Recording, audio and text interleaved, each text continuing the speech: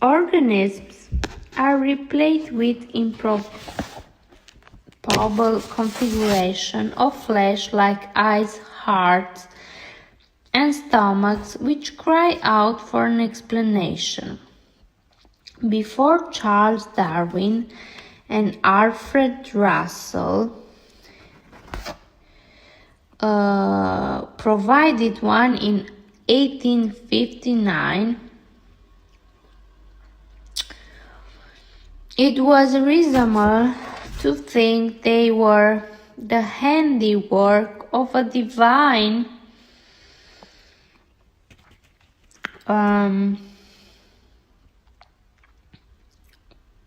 designer.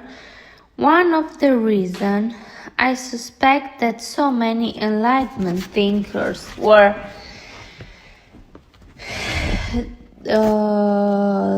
diseased rather than outright atheists.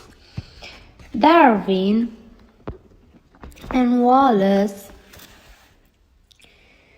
made the designer unnecessary. One self-organizing process of physics and chemistry gave rise to a configuration of matter that could replace itself. The copies would make copies, which would make copies of the copies, and so on, in an exponential explosion.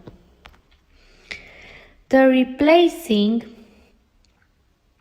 replicating system would compete for the material to make their copies and the energy to power the replication.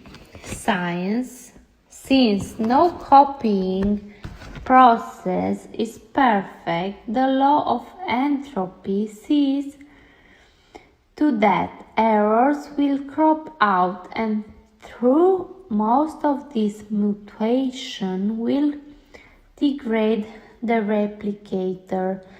Entropy again, occasionally dumb luck, will throw one up that's more effective at replicating, and its descendants will swap the competition. As copying errors that enhance stability and replication accumulate over the generation, the replicating system for call in an organism will appear to have been engendering for survival and reproduction in the future. True, thought it only preserved the copying errors that lead to survival and reproduction in the past. Creationists commonly doctored the second law of the thermodynamics to claim the biological evolution and increase in order over time is physically impossible. The part of the law they omit is in a closed system. Organisms are open systems. They capture energy from the sun, food, or ocean vents to carve out temporary pockets of order in their bodies and nest, while their dump heat and waste in the environment, increasing disorder in the world as a whole. Organisms' use of energy to maintain their integrity against the press of entropy is a modern explanation of the principle of conatus, effortus thriving, which Spinoza defined as the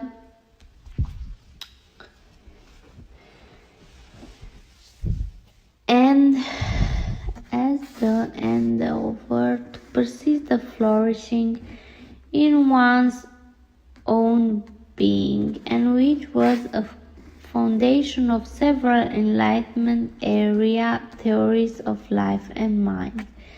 The ironclad requirements to such energy out of the environment leads to one of the tragedies of living things. While plants bask in solar energy and a few creatures of the briny deep soak up the chemical broth swapping from cracks in the ocean floor, and animals are born exploiters. They live off the hard-won energy stored in the bodies of plants and other animals by eating them. So do the viruses, bacteria, and other pathogens and parasites that grow at bodies from the inside. With the exception of fruit, everything we call food is the body part of or energy store of some other organism, which would just as soon keep the treasure for itself. Nature is a war, and much of what captures our attention in the natural world is an arms race. Prey animals protect themselves with shells, spines, claws, horns, venom, camouflage, flight, or self-defense. Plants have thorns, brins, bark, and irons and poisons saturation their tissues. Animals involve weapons to penetrate these defenses. Carnivores have speed, talons, and eagle-eye vision, while herbivores have grinding teeth and livers that detoxify natural poisons. And now we come to the third keystone: information. Information may be thought of as a reduction in entropy, as the ingredient then that disguises an orderly structured system from the vast set of random, useless one. Imagine pages of random character typed out by a monkey at a typewriter, or a stretch of white noise from a radio turned between channels of a screen full of confetti form a corrupted computer file. Each of these objects can be trillions of different forms, each of boring as the next. Each as boring. Okay, but now suppose that the devices are controlled by a signal that arrange the character or sound waves or pixel into a pattern that correlates with something in the world. The Declaration of Independence, the opening bars of "Hey George," a cat wearing sunglasses.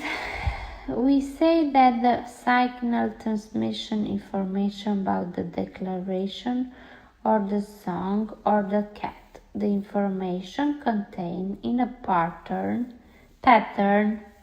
depends on how coarsely or finely grained our view of the world is.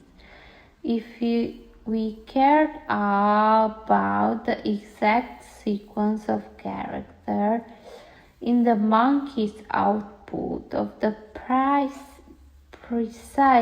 difference between one burst of noise and another, or the particular pattern of pixels in just one of the haphazard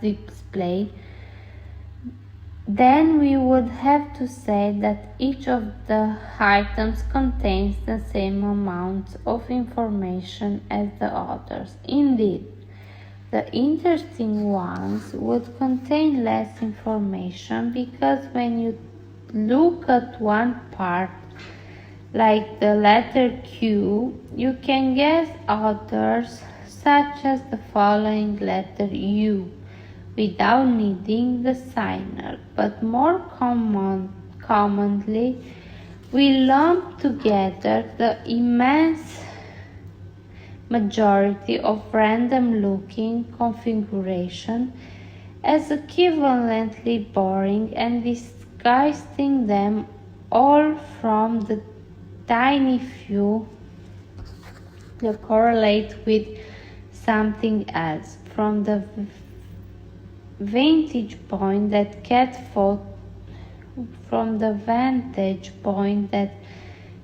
photo contains more information than the confetti of pixel because it takes a garbled message to pinpoint a red orderly configuration out of the vast number of equivalently disorderly ones.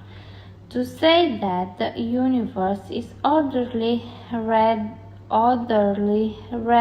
than random is to say that it contains information in this sense. Some physicists enshrine information as one of the basic constituents of the universe together with matter and energy. Information is what gets accumulated in a genome in the course of evolution. The sequence of base in a DNA